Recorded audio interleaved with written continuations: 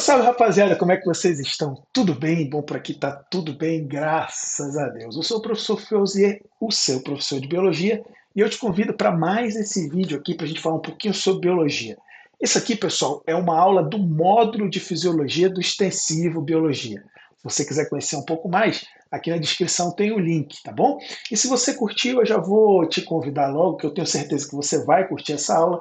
Já deixa aqui um joinha, já se inscreve no canal para que você possa ter acesso aí a mais aulas como essa daqui, beleza? Bom, pessoal, essa daqui é a aula introdutória, né, desse novo sistema que você aí, que já é aluno do Estúdio Biologia, já está inserido, que é o módulo Fisiologia. A gente começou com o estudo do sistema digestório, foram 3 aulas bem aprofundadas sobre o sistema digestório, onde a gente teve a condição de analisar desde o que é digestão, né, a função do sistema digestório dentro, o papel, na verdade, do sistema digestório dentro da função de nutrição do meu corpo, o que é digestão, o que é nutrição, o que é catabolismo, o que é anabolismo, o que é metabolismo, tudo isso a gente discutiu.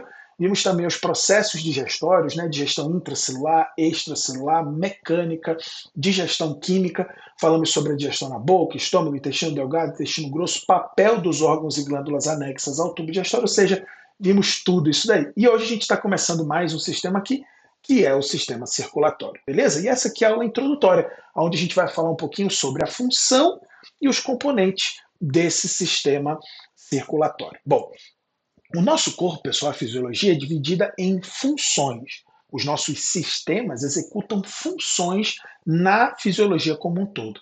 O objetivo dessas funções é justamente a manutenção da homeostase, do equilíbrio, do pleno funcionamento do nosso corpo, beleza? Por exemplo, no caso da coordenação, a função de coordenação do organismo é feita a partir da ação de 2 sistemas importantes. O sistema endócrino, realizando a coordenação endócrina, e o sistema nervoso, né, que também faz esse controle das atividades.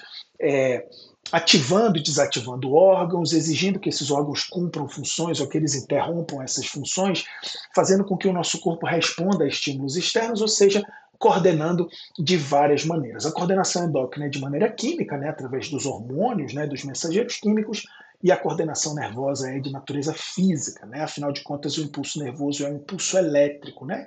De baixa intensidade, mas é uma corrente elétrica.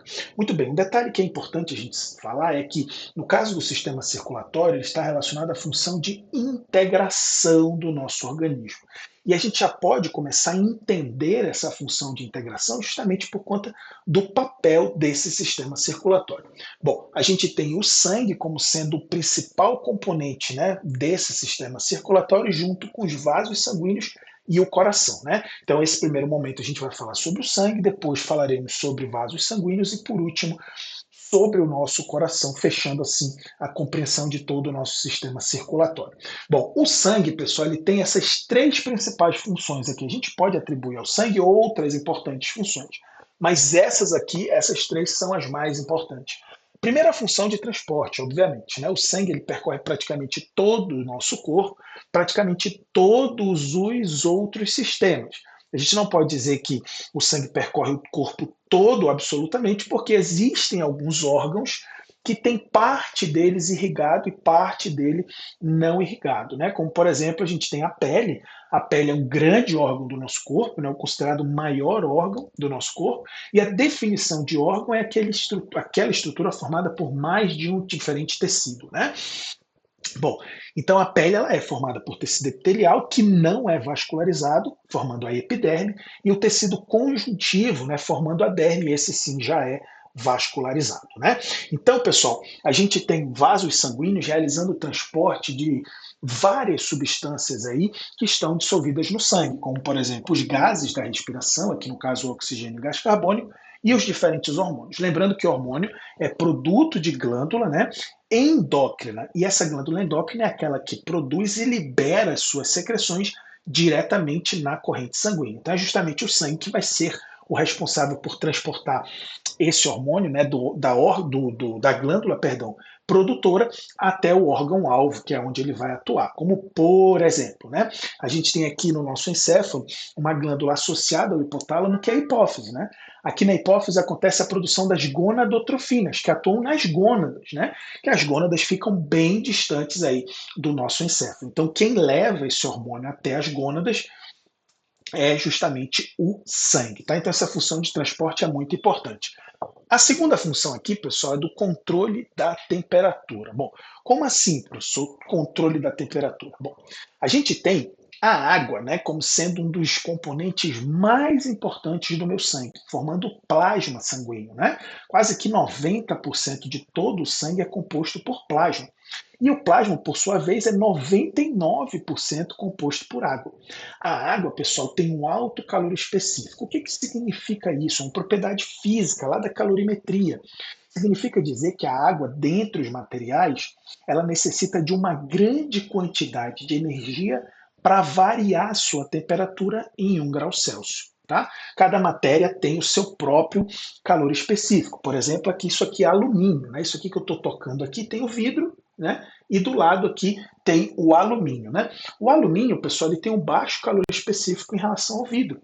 Por isso que se eu toco aqui no alumínio, ele está mais frio, né? A percepção dele estar mais frio do que o vidro, por sua vez. Aqui do lado aqui também é alumínio, aqui é madeira, né? Então a gente consegue perceber aqui a diferença na temperatura. Por quê? Porque a quantidade de calor necessária para variar a temperatura do alumínio é menor do que da madeira, por exemplo. Tá? Então a água ela é considerada um material com alto calor específico, porque eu preciso de uma grande quantidade de energia para fazer com que essa água varie a sua temperatura. E isso é uma vantagem, né, para o organismo que tem uma grande quantidade de água, porque ela auxilia no controle da temperatura. A temperatura tende a se manter do corpo ali um pouco mais estável, necessitando então de uma grande quantidade de energia, ou seja, uma grande variação de temperatura, para que essa água também varie a sua temperatura. Beleza? E por último aqui, pessoal, ó, a função de defesa. Muito importante a função de defesa do sangue. A gente vai falar sobre os componentes sanguíneos e um deles é absolutamente voltado para a defesa do nosso corpo, que são os glóbulos brancos. Né? Existem células no nosso sangue, que são os glóbulos brancos, né? Os leucócitos, cujo objetivo é função de defesa. Mas além disso, pessoal, dissolvido no nosso plasma, a gente tem essas proteínas aqui, ó, chamadas de imunoglobulinas. Quem são as imunoglobulinas? São os famosos anticorpos, né? Esses anticorpos são proteínas que ficam monitorando o nosso sangue em busca de corpos estranhos, por isso anticorpos, né? Esses corpos estranhos dentro da imunologia são chamados de antígenos, e todas as vezes que esses anticorpos detectam uma substância, né, um corpo estranho, pode ser uma bactéria, pode ser qualquer coisa que não seja self, que não seja próprio daquele organismo, eles se ligam fazendo a sinalização para que as células de defesa possam vir até ali fazer a destruição daquele corpo estranho. Beleza, pessoal? Então a gente tem aqui 3 importantes funções do meu sangue e agora a gente vai avançar um pouquinho para a gente falar sobre a composição desse sangue. Né? Então, primeiramente, pessoal, a gente tem os chamados glóbulos vermelhos. Os glóbulos vermelhos eles são menores em tamanho, porém eles são muito mais numerosos do que os outros componentes. Tá? Aqui dentro dos glóbulos vermelhos, a gente encontra as hemácias, também conhecidas como eritrócitos. Tá? Então, o glóbulo vermelho, hemácia ou eritrócito são sinônimos, né? Significam absolutamente a mesma coisa. Bom, eles são chamados de glóbulos vermelhos porque associada às hemácias, ou seja, dentro das hemácias, existe essa proteína aqui chamada de hemoglobina. Você já ouviu falar da hemoglobina, tá? A hemoglobina ela é considerada, ela é classificada como uma ferroproteína. O ferro ele é um sal mineral extremamente importante para os seres vivos, sobretudo para os animais, para os mamíferos, porque, e na verdade específica, né, um íon do ferro, né, que é o chamado íon ferroso. Né? O íon férrico é esse que a gente encontra nos materiais de ferro, então a base de ferro, e o íon ferroso é justamente o íon bioassimilável, aquele que a gente usa no nosso corpo. E na hemoglobina existe nessa proteína existe um grupamento chamado de grupamento M, que é justamente formado por átomos, né, de ferro ali formando esse grupamento. Na hemoglobina especificamente, qual é o papel do grupamento M? O papel do grupamento M é ser o sítio ativo, é ser o sítio catalítico dessa hemoglobina. Significa dizer que é lá que vão acontecer as conexões, né, dos gases da respiração. o oxigênio e o gás carbônico se conectam à hemoglobina justamente nessa região do grupamento M. Então, as hemácias transportam gases da respiração porque a hemoglobina, no seu grupamento M, tem afinidade com o oxigênio e com o gás carbônico. Tá bom, pessoal? Um detalhe muito importante é que 100% do oxigênio que a gente necessita, né, é transportado pela hemoglobina. Já o gás carbônico, não. Somente uma pequena parte dele é transportada pela hemácia. A outra parte é transportada e dissolvida no plasma na forma de íon bicarbonato. A gente vai ver isso um pouco mais à frente. Quando a hemoglobina se liga ao oxigênio, ela forma esse composto transitório instável chamado de oxihemoglobina, que tem essa fórmula molecular HbO2. O oxigênio, então, se liga e essa conexão é instável. Como assim instável, professor? O que significa isso? Me explica isso um pouco melhor. Eu te explico. Significa o seguinte: bom, quando eu digo que uma ligação entre dois componentes é instável, significa dizer que ela pode acontecer ou ser rompida, né? E é importante que no caso da hemoglobina com oxigênio ela seja instável, por quê? Porque essa ligação se forma nos meus pulmões, olha aqui, ó, enchi os meus pulmões de oxigênio, certo? Lá nos meus pulmões, mais especificamente nos alvéolos pulmonares, vai acontecer hematose, que é onde esse oxigênio sai do meu pulmão e cai na corrente sanguínea para encontrar justamente quem? As hemácias e a hemoglobina. Essa ligação acontece, forma então HbO2, o meu coração bate e leva esse sangue oxigenado até os meus tecidos. Quando chega lá nos meus tecidos, os tecidos precisam retirar esse oxigênio do sangue para justamente combinar com a glicose e produzir energia nas mitocôndrias. Então essa ligação ela tem que ser rompida. Imediatamente essa mesma hemoglobina que levou o oxigênio já se conecta com quem? Com o gás carbônico. Com o gás carbônico. O coração bate então e leva esse sangue rico em gás carbônico, ou seja, com HbCO2, que é a carbohemoglobina, em direção aos meus pulmões. Chegando lá nos meus pulmões, acontece então a hematose, esse gás carbônico se desliga, se desconecta da hemoglobina para ser eliminado do meu corpo aqui, ó, pelo ato da expiração. Então observe que essa ligação precisa ser instável.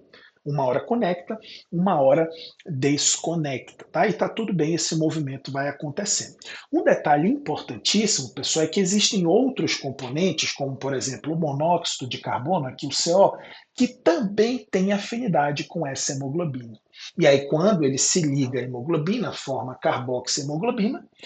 Gás carbônico é tóxico, porém o monóxido de carbono é mais tóxico. Por que ele é mais tóxico? Justamente porque a ligação da hemoglobina com o monóxido de carbono ela é estável. Ou seja, uma vez o monóxido de carbono ligado ao grupamento M, ele não desliga. Essa hemácia vai permanecer todos os 120 dias de sua vida conectada a esse monóxido de carbono. E aí eu perco uma hemácia para transportar oxigênio e gás carbônico. É como se eu tivesse 100 carrinhos para transportar. E aí alguns desses carrinhos estão agora ocupados transportando esse passageiro indesejado, que é o monóxido de carbono. Esse passageiro, quando chega ao seu destino, ele não sai do carro. Então, esse carro fica impossibilitado de transportar os verdadeiros passageiros, que são o oxigênio e gás carbônico. Então, eu diminuo a disponibilidade de hemácias e aí isso causa uma intoxicação, podendo levar até a asfixia, como no caso deste componente aqui. O cianeto, pessoal, ele também tem afinidade com a hemoglobina, então ele compete pelo grupamento M, que é o sítio ativo dessa hemoglobina, com o oxigênio e o gás carbônico. E ele também tem ligação estável, né, com essa hemoglobina. Só que tem um problema. A hemoglobina ligada ao cianeto, ela tem muito mais afinidade, ou seja, o cianeto tem muito mais afinidade com a hemoglobina do que o oxigênio. Traduzindo isso daqui, se eu estou aqui nesse ambiente, aqui dentro do meu estúdio, e tem cianeto na mesma concentração de oxigênio aqui, quem que vai se ligar à hemoglobina? O cianeto. E eu vou morrer asfixiado. Isso aqui, pessoal, essa ligação do monóxido de carbono com o cianeto, ela acontece quando em ambientes confinados há liberação, a queima, né, de materiais que contêm a partir da queima, né, a liberação disso daqui. O monóxido de carbono, né, com a queima de combustíveis fósseis, então combustíveis de carros e tudo mais, libera monóxido de carbono na atmosfera e a gente vai inalando isso daqui. Já o cianeto na queima de componentes sintéticos, tá?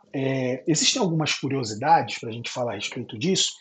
Por exemplo, existem casos, né, você pode pesquisar aqui na internet, existem casos de pessoas que morreram asfixiadas por exemplo, ligar o carro, ligar o ar-condicionado e dormir ali, né? E aí aquela vai se formando um bolsão de monóxido de carbono em volta daquele carro, invariavelmente o ar do ar-condicionado acaba puxando esse ar de fora, contendo uma grande quantidade de monóxido de carbono, a pessoa vai inalando aquilo ali e, como diz a vovó, acorda morto, né? Já o cianeto, pessoal, ele é mais grave, tá? O cianeto foi justamente o que aconteceu, a intoxicação lá no caso, né, do triste caso que aconteceu alguns anos atrás lá no Rio Grande do Sul, né, no incêndio que houve dentro da Boate Kiss, né? Quando aquele revestimento acústico, né, pegou fogo, ele acabou a combustão dele liberando monóxido de carbono e cianeto. As pessoas então inalaram aquilo e acabaram morrendo asfixiadas. Existem alguns casos de pessoas que já tinham até saído da boate e morreram no hospital. Por quê? Porque a ligação ela é irreversível. Tá? A ligação ela é estável. Então, uma vez inalando uma grande quantidade de cianeto de monóxido de carbono, ela não ia conseguir transportar oxigênio suficiente para se manter viva. Professor, mas e por que não foi feita transfusão sanguínea, né? Porque Santa Maria, que foi onde aconteceu justamente o incêndio, é uma cidade muito, muito, muito pequenininha. E aí, obviamente, o fato de ser uma cidade muito pequenininha limita ali para 200 pessoas, 300 pessoas a quantidade de sangue, né? Então não tinha sangue suficiente para salvar essas pessoas imediatamente, e aí as pessoas acabaram morrendo por conta disso, tá, pessoal? Então, essa primeira parte aqui é justamente para a gente analisar essa função, a composição do meu sangue, mais especificamente o papel do glóbulo vermelho. Vamos agora, pessoal, para os glóbulos brancos e, por último, falar um pouquinho sobre plaquetas e coagulação sanguínea. Vamos lá?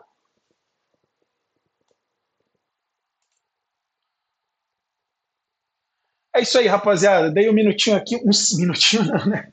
Dei uns segundinhos aqui para você copiar. Se você não copiou, volta aqui, dá pausa e tira o print dessa tela. Bom, pessoal, vamos lá, composição então do sangue, continuando. Falamos dos glóbulos vermelhos, agora vamos falar dos glóbulos brancos, tá? Os glóbulos brancos, pessoal, são células também que formam ali o meu sangue, né? Cujo objetivo é justamente proteção, né? Então eu tenho os glóbulos brancos, eu tenho os leucócitos, mastócitos, eosinófilos, macrófagos, neutrófilos, ou seja, cada um deles vai ser responsável por defender o nosso corpo de uma forma específica, seja através da produção de anticorpos, ou seja através da fagocitose, atividade humoral ou não humoral, e também ele vai ter mais afinidade com um tipo de antígeno, um corpo estranho específico, tá? Especificidades de cada uma dessas células, órgãos responsáveis pela produção delas e maturação delas, a gente fala lá no sistema imunológico, é um outro assunto, tá? Uma outra componente extremamente importante aqui do nosso sangue, pessoal, são as plaquetas. Bom, as plaquetas há uma certa controvérsia, porque as plaquetas, quando funcionais, elas não são especificamente células propriamente ditas. Elas são, na verdade, fragmentos celulares cujo objetivo ali é auxiliar no processo de coagulação sanguínea, que é o que nós iremos falar aqui agora, tá? Como assim, professor, fragmentos celulares? Bom, a gente tem, pessoal, o tecido hematopoético, que é o responsável pela formação dos componentes figurados do sangue, que são as células, seja glóbulos vermelhos ou glóbulos brancos. A gente tem então essa célula com atividade potente, né? Com atividade de se diferenciar em outras células, lá do tecido hematopoético, que é a célula hematopoético. A gente tem a célula hematopoética mieloide e a célula hematopoética linfóide. A mieloide dá origem ao eritrócito ou glóbulo vermelho e a linfóide dá origem ao glóbulo branco. Quando essa célula morre, essa célula se fragmenta, ela também dá origem a esses fragmentos celulares conhecidos como plaquetas ou trombócitos, que ficam circulando na nossa corrente sanguínea e nos auxiliam na coagulação sanguínea. Vamos entender esse processo de coagulação sanguínea acontecendo para a gente entender perfeitamente qual a função dele, o papel dele e a realização e como ele acontece. Bom, a coagulação, pessoal, é a formação de coágulos, de trombos, né, com o objetivo de evitar, né, a continuidade de um extravasamento de sangue, uma hemorragia, tá, que é o rompimento de um vaso sanguíneo. Ele não pode acontecer de qualquer forma, qualquer momento, né, ele tem que acontecer no momento específico, que é quando ocorre uma lesão vascular, né. Então, aconteceu uma lesão vascular, tem que acontecer a coagulação sanguínea para evitar esse extravasamento de sangue, né, e todas as consequências que isso vem a gerar. Muito bem. Quando há uma lesão, por exemplo, aqui nesse caso, né? Então, aqui nesse caso, tinha um menino lá, o Pedrinho estava de férias em casa, né? Férias da criança é o horror dos pais, né? O Pedrinho estava lá, a mãe olhou pro Pedrinho, ele estava deitado no sofá assistindo o Narutinho dele, né? E aí ela foi para a cozinha para fazer alguma coisa, ou foi para o escritório fazer alguma coisa lá, trabalhar no home office dela. Quando ela vê, ele dá um grito gutural, assim, um grito desesperador, né? E aí ela sai correndo. Quando ela chega, olha a situação do Pedrinho, né? Aconteceu aqui um leve arranhãozinho nele aqui, né? Aconteceu um leve arranhãozinho. Ela desesperada pergunta para ele: Pedrinho, o que você fez? O que o Pedrinho fala, como todo e qualquer menino atentado, fala assim: mãe, não fiz nada, eu estava aqui assistindo meu Narutinho, não sei o que aconteceu. Aconteceu aqui uma decepação do meu bracinho, né? Nesse caso aqui houve uma lesão vascular, obviamente, e aqui está acontecendo o extravasamento de sangue. A gente precisa lidar com essa situação aqui. Bom, as células adjacentes à lesão, bem como as plaquetas, começam a secretar uma substância chamada de tromboplastina. A tromboplastina ela é o start do processo de coagulação. Ela não está presente no nosso sangue agora, porque se ela estiver presente no nosso sangue agora, vai iniciar o processo de coagulação. Então ela só é disparada quando há uma lesão vascular, que é justamente o momento em que é necessário haver uma coagulação sanguínea, beleza? Porém, pessoal, a gente possui fatores de coagulação no nosso sangue, né? Existem vários, quando a gente estuda na genética lá na hemofilia, a gente fala sobre alguns fatores, 7, fator 8. Existem moléculas que nos auxiliam nesse processo de coagulação e que elas estão circulando na nossa corrente sanguínea normalmente. Só que elas não estão ativas. Quais são essas moléculas aqui? Bom, a gente tem a protrombina e a gente tem o fibrinogênio. Tanto a protrombina quanto o fibrinogênio estão aí na nossa corrente sanguínea agora aqui, ó. Só que elas estão na sua forma inativa. Tanto a protrombina quanto o fibrinogênio, eu não coloquei aqui porque você já sabe que gênio significa sufixo de molécula inativa. Como é que vai acontecer isso então, professor? Aconteceu a lesão vascular, então a tromboplastina foi liberada. Ela se associa ao cálcio e à vitamina K, que funcionam como cofatores, ativam essa tromboplastina, que por sua vez vai ativar a protrombina. A protrombina então se transforma em trombina, que é a forma ativa, cujo substrato da trombina é o fibrinogênio. Então o fibrinogênio vai ser transformado em fibrina e essa fibrina agora, na sua forma ativa, forma malha de fibrina. A malha de fibrina, pessoal, é como se fosse, se a gente olhar bem de perto um tecido, né, bem de pertinho um tecido, a gente vai observar um traçado, né, de linhas assim. Né? Um traçadinho de linhas mais ou menos assim. Então a malha de fibrina ela forma algo semelhante a isso na saída do vaso lesionado.